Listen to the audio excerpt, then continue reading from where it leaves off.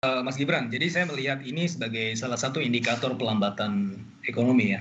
Jadi kalau kita lihat khususnya di kuartal 1 ini memang setelah pasien nomor 1 dan nomor 2 diumumkan, kemudian secara eskalatif dan kemudian membatasi pergerakan ekonomi. Sehingga di bulan Maret ini ya pastinya terdampak begitu. Dan itu adalah salah satu indikator bahwa perekonomian di kuartal 1 tahun 2020 ini ya sepertinya akan terkontraksi cukup dalam gitu ya, sebagaimana juga estimasi dari beberapa pihak. Begitu Mas Mhm. Gibran. Ya, Bung Fitra, kalau tadi juga Bu Sri Mulyani juga mengatakan kalau pertumbuhan ekonomi Indonesia itu hanya berkisar 2,3%. Bahkan skenario terburuknya bisa negatif 0,4%. Begitu untuk pertumbuhan ekonomi kita di tahun 2020 ini. Berarti bisa dikatakan ketika pandemi corona ini terus berlangsung selama 1 tahun ini, tidak ada titik cerah yang bisa kita lihat di tahun 2020 ini. Ya, jadi memang ketika kita melihat dalam tahun 2020 ini kemungkinan besar kontraksi ekonomi akan cukup signifikan karena ini sangat tergantung pada penanganan COVID-19 gitu ya. Tetapi kalau kita melihat secara empiris di beberapa negara-negara lain atau bahkan kemudian kita belajar dari pengalaman Spanish flu di tahun 1918, ada di pengalaman Amerika Serikat bahwa kota-kota yang melakukan containment policy dengan baik itu employment rate-nya itu meningkat dan kemudian mortality rate-nya turun gitu ya. Jadi secara di jangka panjang perekonomian kita memiliki potensi untuk bouncing lagi gitu ya. Asalkan memang tadi sebagaimana yang Ibu Sri Mulyani sampaikan, jangan sampai kemudian virus corona ini bertahan lama hingga beberapa bulan depan. Nah, kalau itu yang terjadi maka skenario terburuk.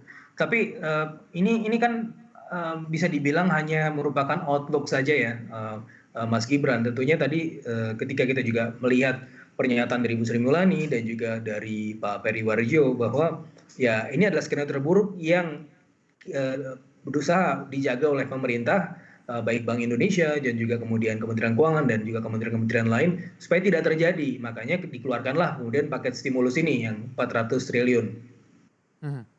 Ya, kalau tadi juga Bu Sri Mulyani mengatakan bahwa konsumsi rumah tangga akan paling terdampak begitu, akan paling tertekan. Padahal kita tahu fundamental ekonomi kita juga konsumsi rumah tangga menopang cukup besar PDB kita. Nah, bagaimana? Apakah 400 triliun ini juga kalau kita lihat insentif yang diberikan oleh pemerintah ini sudah cukup untuk bisa mempertahankan agar konsumsi rumah tangga dapat terus bergerak dan juga bisa dikatakan untuk menjaga sebenarnya?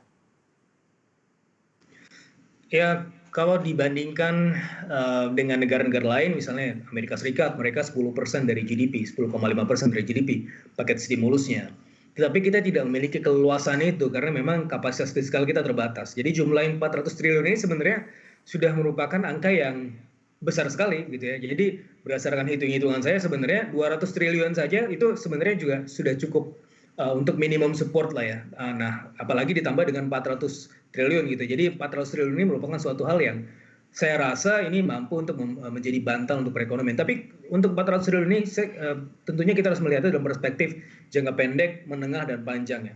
Jadi di jangka pendek, kalau kita bicara mengenai keseluruhan stimulus ya, stimulus ini tidak akan banyak berarti kalau perekonomian tidak jalan gitu. Kalau perekonomian tidak running, ketika orang-orang tidak berinteraksi, tidak ada transaksi ekonomi, yang mana sekarang kan semuanya serba dibatasi kan.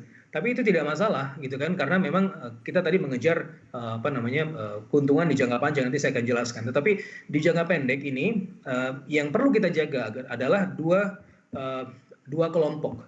Yang pertama adalah petugas kesehatan beserta fasilitas-fasilitasnya, itu kan juga ada di paket kebijakan tersebut sekitar 75 triliun untuk petugas kesehatan, alat-alat kesehatan gitu ya. Dan ini yang paling dibutuhkan di jangka pendek. Yang kedua adalah untuk menjaga agar orang-orang miskin atau rentan miskin itu tetap layak gitu ya kehidupannya gitu ya.